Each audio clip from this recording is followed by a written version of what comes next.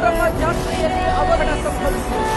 ಮದ್ದೂರಮ್ಮ ಜಾತ್ರೆಯಲ್ಲಿ ಧರೆಗೆ ಉರುಳಿದೆ. ಅವಘಡ ಸಂಭವಿಸಿರೋದು ದೊಡ್ಡ ನಾಗಮಂಗಲ. ಒಂದ್ ನಿಮಿಷ ಮಾಡಬಾರ, ಒಂದ್ ನಿಮಿಷ ಸರ, ಅವನು ವಾಪಸ್ಸುಕ್ಕ ನಿನ್ರಿ. ಅದಕ್ಕೊಂದ್ ಕಿಡಿ ಬೇಕಷ್ಟೇ. ಅವತ್ತು ಕಾಡ್ಗಿಚ್ಚೆ ಹತ್ಕೊಂಡು